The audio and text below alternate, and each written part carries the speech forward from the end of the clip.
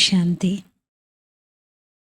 ఇప్పుడు హద్దు, అనంతం అన్నింటికీ అతీతంగా వెళ్ళేటువంటి సమయం నడుస్తుంది.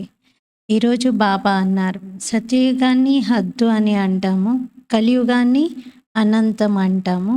జనాభా లెక్కతో చూస్తూ బాబా చెప్తున్నారు, ఏరియా వైజ్గా కూడా చూస్తూ. మరి ఈ రెండిటికి మీరు అతీతంగా వెళ్ళండి అంటున్నారు. బుద్ధి పాత్ర శుద్ధంగా ఉన్నప్పుడే ఈ అనంతమైనటువంటి జ్ఞానం యొక్క ధారణ జరుగుతుంది. పాత్రను శుద్ధంగా చేసి ధారణ చేసుకున్న తర్వాత కూడా మనం దాన్ని నిలుపుకునేలాగా చేసుకోవాలి. దానికోసం బాబా యొక్క స్మృతి అవసరము అన్నారు. ఎంతెంత బాబా స్మృతిలో ఉంటామో అంత జ్ఞానం ఏదైతే నింపుకున్నామో అది నిలుపుకునేలాగా చేసుకోగలుగుతాం. ఇతరులకు కూడా మనం పంచుతూ ఉన్నప్పుడు ఆ జ్ఞానం అనేది మన బుద్ధిలో నిలుస్తుంది అన్నారు. ఇది 6th నవంబర్ మురళి. మధురమైన పిల్లలు, బాబా దృష్టి హద్దు మరియు అనంతం నుండి కూడా అతీతంగా వెళ్తుంది. మీరు కూడా హద్దు అంటే సత్యుగం, అనంతం అంటే కలియుగం నుండి అతీతంగా వెళ్ళాలి. మధురమైన పిల్లలు, బాబా దృష్టి హద్దు మరియు అనంతం నుండి కూడా అతీతంగా వెళ్తుంది. కావున మీ దృష్టి కూడా వీటి నుండి అతీతంగా అవ్వాలి.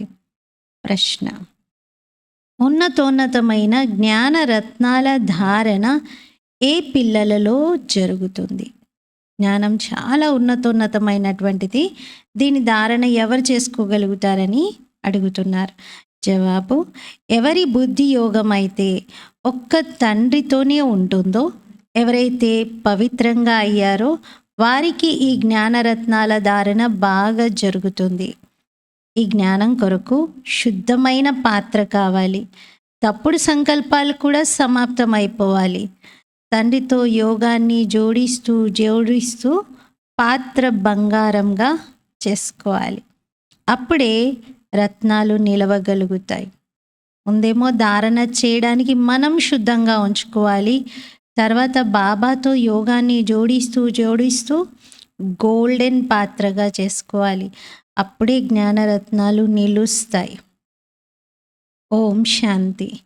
మధురాతి మధురమైన ఆత్మిక పిల్లలకు ఆత్మిక తండ్రి కూర్చొని ప్రతిరోజు అర్థం చేయిస్తారు. జ్ఞానం, భక్తి మరియు వైరాగ్యంల యొక్క ఈ సృష్టి చక్రం తయారై ఉంది. ఇది మీ అందరి బుద్ధిలో ఉంది. బుద్ధిలో ఈ జ్ఞానం ఉండాలి. పిల్లలైన మీరు హద్దు మరియు అనంతం నుండి అతీతంగా వెళ్ళాలి. తండ్రి అయితే హద్దు మరియు అనంతం నుండి అతీతంగా ఉన్నారు. దాన్ని అర్థాన్ని కూడా అర్థం చేసుకోవాలి కదా.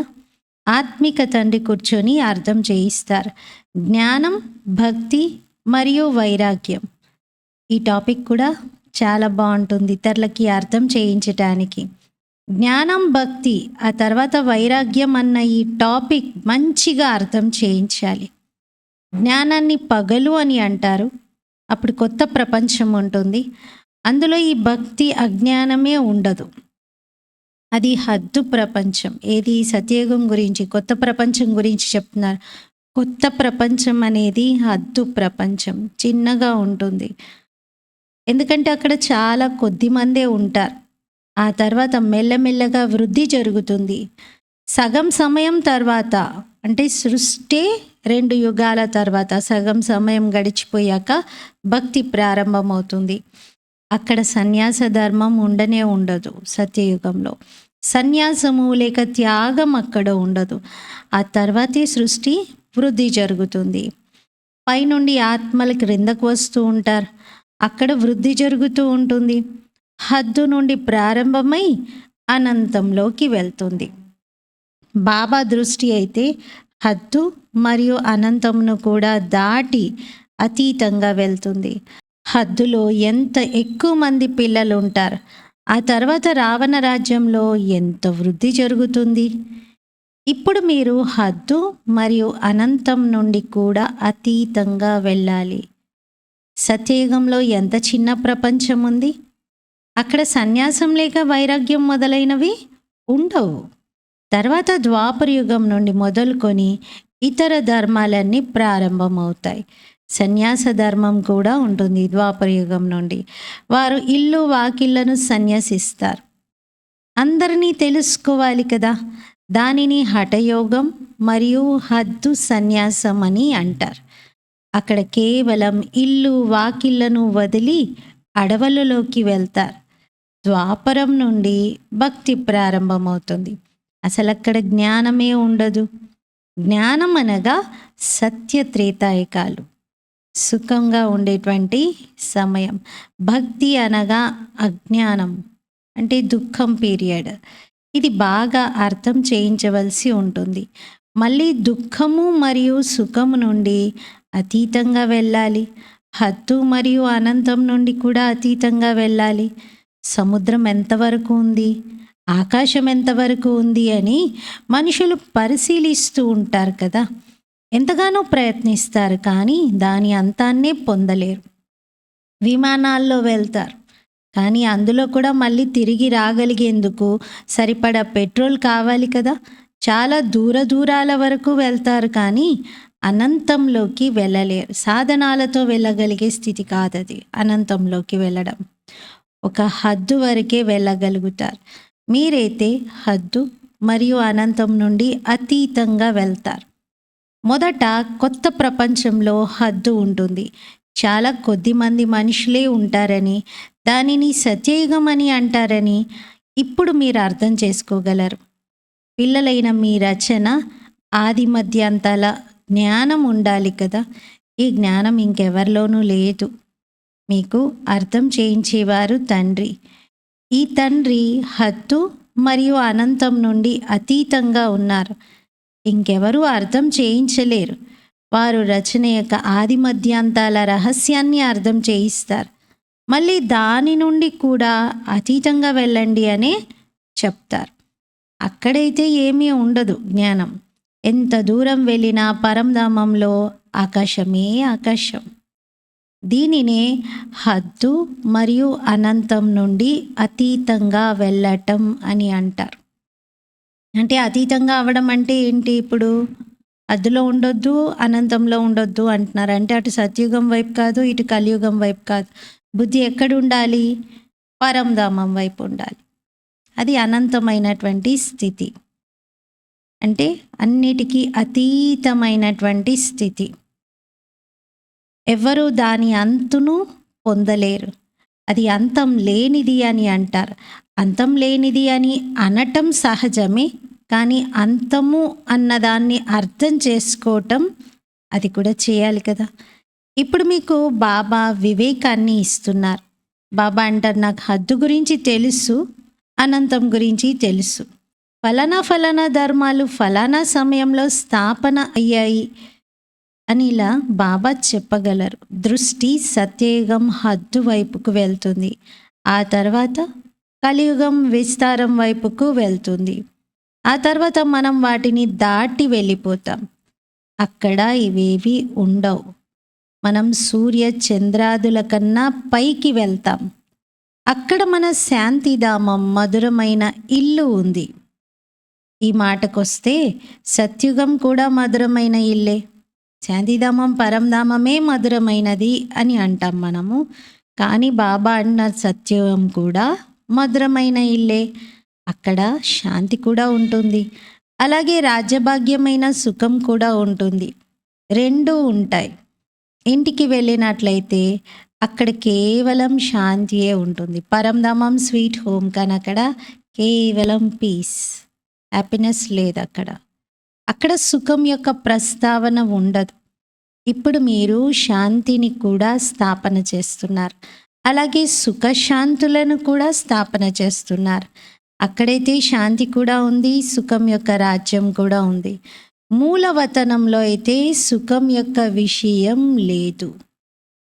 అర్థకల్పం మీ రాజ్యం నడుస్తుంది. మళ్ళీ అర్థకల్పం తర్వాత రావణ రాజ్యం నడుస్తుంది. పంచవికారాల ద్వారానే అశాంతి ఏర్పడింది. 2500 సంవత్సరాలు మీరు రాజ్యం చేస్తారు. మళ్ళీ 2500 సంవత్సరాల తర్వాత రావణ రాజ్యము వస్తుంది. వాళ్ళైతే లక్షల సంవత్సరాలు అని రాసేస్తారు. పూర్తిగా వివేకహీనులుగా చేసేశారు. 5,000 సంవత్సరాల కల్పమును లక్షల సంవత్సరాలు అని అనేస్తే అవివేకత అని అంటారు కదా. కొద్దిగా కూడా సభ్యత లేదు. దేవతలలో ఎంతటి దైవీ సభ్యత ఉండేది, అది అప్పుడు అసభ్యతగా అయిపోతుంది. వారికి ఏమీ తెలియదు, ఆసురి గుణాలు వచ్చేసాయి. ఇంతకుముందు కూడా మీకేమీ తెలిసేది కాదు. కామఖడ్గాన్ని ఉపయోగిస్తూ ఆది మధ్యాంతాలు దుఃఖితులుగా చేసేస్తారు. అందుకే దానిని రావణ సాంప్రదాయం అని అంటారు. రాముడు వానర సైన్యాన్ని తీసుకున్నారు అని చూపించారు. ఇప్పుడు రామచంద్రుడు త్రేతాయుగానికి చెందినవారు. అక్కడికి వానరులు ఎక్కడి నుండి వచ్చారు? అంతేకాక రాముడి యొక్క సీత అపహరించబడింది అని అంటారు. అటువంటి విషయాలైతే అక్కడ ఉండనే ఉండవు. జీవ జంతువులు మొదలైనవి 84 లక్షల యోనులు ఏవైతే ఇక్కడ ఉన్నాయో ఇన్ని సత్యత్రేతాయుగాలలో ఉండవు. క్రూరమైన మృగాలేవి అక్కడ ఉండనే ఉండవు అంటారు పాప. ఈ అనంతమైన డ్రామానంతటిని బాబా కూర్చొని అర్థం చేయిస్తారు. పిల్లలు చాలా దూరదృష్టి కలవారిగా అవ్వాలి. ఇంతకుముందు మీకేమీ తెలిసేదే కాదు. మనుష్యులై ఉండి కూడా నాటకం గురించే తెలియదు. అంతకన్నా పెద్ద ఎవరు అనేది ఇప్పుడు మీరు అర్థం చేసుకున్నారు. అందరికన్నా పెద్ద ఎవరు అనేది ఇప్పుడు మీరు అర్థం చేసుకున్నారు. అది ఉన్నతోన్నతుడైన భగవంతుడు. మీ నామము ఉన్నతమైనది, మీ ధామము ఉన్నతమైనది అని శ్లోకాలు కూడా గానం చేస్తారు. ఊంచా తేరా నామ్, ఊంచా తేరా ధామ్, ఊంచా తేరా కామ్ అంటారు. మీ నామ్, కామ్, ధామ్ అన్నీ కూడా ఉన్నతమైనవి అని. ఇప్పుడు ఇవి మీ బుద్ధిలో తప్ప ఇంకెవరి బుద్ధిలోనూ లేవు. మీలో కూడా నంబర్ వారీగా ఉన్నారు. బాబా హద్దు మరియు అనంతం రెండిటి రహస్యాలను అర్థం చేయిస్తారు. వాటిపైన ఇంకేదీ లేదు. అది మీరు ఉండే స్థానం. దానిని బ్రహ్మాండము అని అంటారు కూడా. ఇక్కడ మీరు ఆకాశతత్వంలో కూర్చున్నారు. ఇందులో మీకు చూడటానికి ఏమైనా కనిపిస్తుందా? రేడియోలో ఆకాశవాణి అని అంటారు. ఇప్పుడు ఆ ఆకాశమైతే అనంతమైనది. దీని అంతాన్ని పొందలేరు. ఆకాశం యొక్క అంతు ఎంత ఉంది, ఎంత దూరం ఉంది, ఎండింగ్ ఎక్కడ ఉంది అనేది చూడగలుగుతారా ఎవరైనా? అసలు అంతు కనుక్కోలేరు. ఆకాశవాణి అని అంటే మనుషులు ఏం అర్థం చేసుకుంటారు? ఈ నోరు ఏదైతే ఉందో ఇందులో ఆకాశం ఉంది. నోటి నుండి వాణి వెలువడుతుంది. ఇది సామాన్యమైన విషయమే. నోటి నుండి వాణి వెలువడడాన్నే ఆకాశవాణి అని అంటున్నారు. బాబా కూడా ఈ ఆకాశం ద్వారా వాణిని వినిపించవలసి వస్తుంది, ఈ బ్రహ్మాముఖం ద్వారా. పిల్లలైన మీకు వారు తమ రహస్యాన్ని కూడా మొత్తం తెలియజేస్తున్నారు. మీకు నిశ్చయం ఏర్పడుతుంది. వాస్తవానికి ఇది చాలా సహజం. ఏ విధంగా మనం ఆత్మలమో అలా తండ్రి కూడా పరమాత్మ. వారు ఉన్నతోన్నతమైన ఆత్మ కదా. అందరికీ తమ తమ పాత్ర లభించి ఉంది. అందరికన్నా ఉన్నతోన్నతమైన వారు భగవంతుడు. ఆ తర్వాత ప్రవృత్తి మార్గం యొక్క యుగల రూపమైన జంట పూసలు ఉన్నాయి. ఆ తర్వాత నంబర్ వారీగా మాల ఎంత కొద్దిగా ఉందో చూడండి. మళ్ళీ సృష్టి పెరుగుతూ పెరుగుతూ ఎంత పెద్దగా అయిపోయింది. ఇది ఎన్ని కోట్ల మనుల అనగా ఆత్మల మాల. ఇదంతా చదువు. తండ్రి ఏదైతే అర్థం చేయిస్తారో దానిని మంచి రీతిగా బుద్ధిలో ధారణ చెయ్యాలి. వృక్షం యొక్క విస్తారంనైతే మీరు వింటూ ఉంటారు. బీజము పైన ఉంది. ఇది వెరైటీ వృక్షము. దీని ఆయువు ఎంతగా ఉంది? వృక్షం వృద్ధి చెందుతూ ఉంటుంది. కావున రోజంతా బుద్ధిలో ఇదే ఉండాలి. ఈ సృష్టి రూపీ కల్ప వృక్షం యొక్క ఆయుష్ చాలా అక్యురేట్గా ఉంది. 5,000 సంవత్సరాలకు ఒక్క క్షణం కూడా తేడా ఉండదు. పిల్లలైన మీ బుద్ధిలో ఇప్పుడెంతటి జ్ఞానం ఉంది. దాని వలన బాగా దృఢంగా ఉన్నారు. జ్ఞానం కారణంగా ఎప్పుడైతే పవిత్రంగా ఉంటారో అప్పుడు దృఢంగా ఉంటారు. ఈ జ్ఞానాన్ని ధారణ చేసేందుకు బంగారు పాత్ర కావాలి. ఆ తర్వాత బాబాకు ఇది ఎంత సహజమో అంత సహజమైపోతుంది. అప్పుడు మిమ్మల్ని కూడా మాస్టర్ నాలెడ్జ్‌ఫుల్ అని అంటారు. ఇక నంబర్ వారి పురుషార్థం అనుసారంగా మాలలోని మనులుగా అవుతారు. ఇటువంటి విషయాలను బాబా తప్ప ఇంకెవరూ అర్థం చేయించలేరు. ఈ ఆత్మ కూడా అర్థం చేయిస్తున్నారు. తండ్రి కూడా ఈ తను ద్వారా అర్థం చేయిస్తారు. అంతేకాని దేవతల శరీరం ద్వారా కాదు. తండ్రి ఒకేసారి వచ్చి గురువుగా అవుతారు. అయినా కూడా తండ్రే పాత్రను అభినయించవలసి ఉంటుంది. 5000 సంవత్సరాల తర్వాత వచ్చి పాత్రను అభినయిస్తారు. తండ్రి అర్థం చేయిస్తారు. ఉన్నతోన్నతమైన వాడిని నేనే. ఆ తర్వాత జంట పూసలు. ఎవరైతే ఆదిలో మహారాజు మహారాణిగా ఉండేవారో వారే మళ్ళీ అంతిమంలో ఆదిదేవుగా అవుతారు. ఈ జ్ఞానమంతా మీ బుద్ధిలో ఉంది. మీరు ఎక్కడ అర్థం చేయించినా ఆశ్చర్యపోతారు. వీరు యథార్థమే చెప్తున్నారు అని భావిస్తారు. మనుష్య సృష్టికి బీజరూపుడు నాలెడ్జ్‌ఫుల్. వారు తప్ప ఇంకెవరు జ్ఞానాన్ని ఇవ్వలేరు. ఈ విషయాలన్నింటినీ ధారణ చేయాలి, కానీ పిల్లలకు ధారణ జరగడం లేదు. వాస్తవానికి ఇది చాలా సహజం. ఇందులో ఎటువంటి కష్టము లేదు. ఒకటేమో ఇందులో స్మృతి యాత్ర కావాలి. తద్వారా పవిత్ర పాత్రలో రత్నాలు నిలవగలుగుతాయి. ఇవి ఉన్నతోన్నతమైన రత్నాలు. బాబా రత్నాల వ్యాపారిగా ఉండేవారు. వజ్రాలు, కెంపులు మొదలైన చాలా మంచి రత్నాలు వచ్చినప్పుడు వాటిని వెండి డబ్బాలో దూది మొదలైనవి వేసి బాగా భద్రపరిచేవారు. వాటిని ఎవరైనా చూస్తే ఇవి చాలా ఫస్ట్ క్లాస్ అయిన వస్తువులు అని అనేవారు. అది కూడా అటువంటిదే. మంచి వస్తువు మంచి పాత్రలోనే శోభిస్తుంది.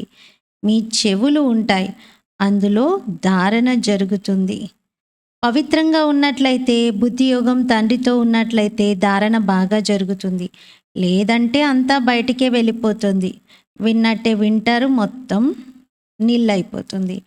ఆత్మ కూడా ఎంత చిన్ననిది, అందులో ఎంతటి జ్ఞానం నిండి ఉంది. ఎంతటి మంచి శుద్ధమైన పాత్ర కావాలి. ఎటువంటి సంకల్పం కూడా ఉత్పన్నం అవ్వకూడదు. తప్పుడు సంకల్పాలన్నీ సమాప్తమైపోవాలి. అన్ని వైపుల నుండి బుద్ధియోగాన్ని తొలగించాలి. నాతో యోగాన్ని జోడిస్తూ పాత్రను బంగారంగా చేసుకున్నట్లయితే అందులో రత్నాలు నిలవగలుగుతాయి. అప్పుడు ఇతరులకు దానం చేస్తూ ఉంటారు. భారత్ను మహాదానిగా భావించడం జరుగుతుంది. ఆ ధనాన్నైతే ఎంతో దానం చేస్తారు. కానీ ఇది అవినాశి జ్ఞాన రత్నాల దానము. దేహ సహితంగా ఏవైతే ఉన్నాయో వాటన్నింటినీ వదిలి ఒక్కరితోనే బుద్ధియోగం ఉండాలి. మనమైతే ఆ తండ్రికి చెందిన వారం. ఇందులోనే శ్రమ ఉంది. లక్ష్యం ఉద్దేశంనైతే తండ్రి తెలియజేస్తారు. ఇక పురుషార్థం చేయడం పిల్లల పని. అప్పుడే అంతటి ఉన్నత పదవిని పొందగలుగుతారు. ఎటువంటి తప్పుడు సంకల్పాలు, వికల్పాలు రాకూడదు. తండ్రే జ్ఞాన సాగరుడు. హద్దు మరియు అనంతం నుండి అతీతమైన వారు. వారు కూర్చొని మొత్తమంతా అర్థం చేయిస్తున్నారు. బాబా మమ్మల్ని చూస్తున్నారు అని మీరు భావిస్తారు. కానీ బాబన్న, నేను హద్దు అనంతం అన్నిటికీ అతీతంగా పైకి వెళ్ళిపోతున్నాను. నేను ఉండేది కూడా అక్కడే. మీరు కూడా హద్దు మరియు అనంతం నుండి అతీతంగా వెళ్ళిపోండి. సంకల్ప వికల్పాలు ఏవీ రాకూడదు. ఇందులో కష్టపడాలి. గృహస్థ వ్యవహారంలో ఉంటూ కమల పుష్ప సమానంగా అవ్వాలి. చేతులు పని వైపు, హృదయం ప్రియుని వైపు ఉండాలి. గృహస్థులైతే ఎందరో ఉన్నారు. గృహస్థులు ఎంతైతే తీసుకుంటారో అంతగా ఇంటిలో ఉండే పిల్లలు తీసుకోరు. అంటే బాబా చెప్తున్నటువంటి ఈ సీరియస్నెస్ని గృహస్థంలో ఉన్న వాళ్ళు బాగా గ్రహిస్తున్నారు. కానీ ఇక్కడే బాబా తోడుగానే ఉంటూ సమర్పణమైనటువంటి వారు అంతగా తీసుకోవట్లేదు అంటున్నారు. సెంటర్ నడిపించేవారు, మురళి నడిపించేవారు కూడా ఫెయిల్ అయిపోతారు. మరియు చదువుకునేవారు ఉన్నతిలోకి వెళ్ళిపోతారు. మున్ముందు మీకు అంతా తెలుస్తూ ఉంటుంది. బాబా పూర్తి ఖచ్చితంగా చెప్తున్నారు, మమ్మల్ని ఎవరైతే చదివించేవారో వారిని మాయ తినేసింది, మహారథులను మాయ పూర్తిగా మింగేస్తుంది. వారు ఈరోజు లేరు, మాయావి ద్రోహులుగా అయిపోతారు. విదేశాల్లో కూడా ద్రోహులుగా అయిపోతారు కదా, ఎక్కడెక్కడికో వెళ్ళి శరణ్ తీసుకుంటారు. ఎవరైతే శక్తివంతులుగా ఉంటారో వారి వైపుకు వెళ్ళిపోతారు. ఈ సమయంలోనైతే మృత్యు ఎదురుగా ఉంది కదా, కావున చాలా శక్తివంతుల వద్దకు వెళ్తారు. తండ్రే శక్తివంతుడు అని ఇప్పుడు మీరు అర్థం చేసుకున్నారు. బాబా సర్వశక్తివంతుడు. మనకు నేర్పిస్తూ మొత్తం విశ్వానికి యజమానులుగా తయారు చేస్తారు. అక్కడంతా లభిస్తుంది. అప్రాప్తి అనే వస్తువే ఉండదు. కావున దేనిని పొందేందుకు పురుషార్థం చేయవలసిన అవసరం ఏర్పడదు. అక్కడ మీ వద్ద లేని వస్తువు అంటూ ఉండదు. అది కూడా నంబర్ వారి పురుషార్థం అనుసారంగానే అక్కడ పదవిని పొందుతారు. తండ్రికి తప్ప ఇంకెవరికి ఈ విషయాల గురించి తెలియదు. అందరూ పూజారులే. శంకరాచార్యులు మొదలైన పెద్ద పెద్ద వారు కూడా ఉన్నారు. బాబా వారి మహిమను కూడా వినిపిస్తారు. మొదట పవిత్రతా శక్తితో భారత్ను చాలా బాగా నిలబెట్టేందుకు నిమిత్తులవుతారు. అది కూడా సతోప్రధానంగా ఉన్నప్పుడు నిమిత్తులవుతారు. ఇప్పుడైతే తమో ప్రధానులుగా ఉన్నారు. వారిలో శక్తి ఏముంది? ఇప్పుడు పూజారులుగా ఉన్న మీరు మళ్ళీ పూజ్యులుగా అయ్యే పురుషార్థాన్ని చేస్తున్నారు. ఇప్పుడు మీ బుద్ధిలో మొత్తం జ్ఞానం అంతా ఉంది. బుద్ధిలో ధారణ అయి ఉండాలి. మరియు మీరు అర్థం చేయిస్తూ ఉండండి. తండ్రిని కూడా స్మృతి చేయండి. తండ్రే మొత్తం వృక్షం యొక్క రహస్యాన్ని అర్థం చేయిస్తారు. పిల్లలు కూడా అలా మధురంగా అవ్వాలి. ఇది యుద్ధం కదా. మాయా తుఫాన్లు కూడా ఎన్నో వస్తాయి. అన్నీ సహించుకోవాల్సి ఉంటుంది. తండ్రి స్మృతిలో ఉండడం ద్వారా తుఫాన్లన్నీ తొలగిపోతాయి. హాతం తాయి నాటకాన్ని చూపిస్తారు కదా. నోటిలో నాణం వేసుకునేవారు, దాంతో మాయ వెళ్ళిపోయేది. నాణాన్ని తీయడంతోనే మాయ వచ్చేసేది. అంటే నోరు పని చేయకుండా చేసుకుంటేనే కానీ నోరు కంట్రోల్ అవుతుంది. లేకపోతే అస్సలు వాగుతూ మాట్లాడుతూ ఏదో ఒకటి అనుకుంటూ ఒకరికొకరు గొడవ పడుతున్నట్టుగా చెప్తారు ఆ కథలో. ముట్టుకుంటే ముడుచుకుపోయే మొక్క ఉంది కదా, టచ్ మీ నాట్ ఉంటుంది. చేయి పెట్టగానే ముడుచుకుపోతుంది. మాయ చాలా చురుకైనది. ఇంత ఉన్నతమైన చదువును చదువుతూ ఉండగా కూర్చొని ఉండగానే పడేస్తుంది. అందుకే బాబా అర్థం చేయిస్తూ ఉంటారు. పరస్పరం సోదరులుగా భావించినట్లయితే హద్దు మరియు అనంతం నుండి అతీతంగా వెళ్ళిపోతారు. శరీరమే లేకపోతే ఇక దృష్టి ఎటువైపుకు వెళ్తుంది? అంతగా కష్టపడాలి. విని నిరుత్సాహితులైపోకూడదు. కల్పకల్పం మీ పురుషార్థం నడుస్తుంది మరియు మీ భాగ్యాన్ని పొందుతారు. బాబా అంటారు, మీరు చదివిందంతా మర్చిపోండి. ఏదైతే ఎప్పుడూ చదవలేదో అది వినండి మరియు స్మృతి చేయండి. దానిని భక్తి మార్గం అని అంటారు. మీరు రాజఋషులు కదా, మీ జుట్టు తెరవబడి ఉండాలి మరియు మురళి వినిపించండి. సాధు సన్యాసులు ఎవరైతే వినిపిస్తారో అదంతా మనుష్యుల మురళి. ఇది అనంతమైన తండ్రి మురళి. సత్యత్రేతాయుగాలలో జ్ఞాన మురళి యొక్క అవసరమే ఉండదు. అక్కడ జ్ఞానం యొక్క అవసరం ఉండదు. అలాగే భక్తి అవసరము ఉండదు. ఈ జ్ఞానం మీకు ఈ సంగం యుగంలో లభిస్తుంది మరియు దీనిని ఇచ్చేవారు కూడా బాబా ఒక్కరే. अच्छा, मीठे मीठे सिकीलती बच्चों प्रति माता पिता बाप दादा का याद प्यार और गुड मॉर्निंग. रूहानी बाप की रूहानी बच्चों को नमस्ते. हम रूहानी बच्चों की रूहानी बाप दादा को याद प्यार, गुड मॉर्निंग और नमस्ते.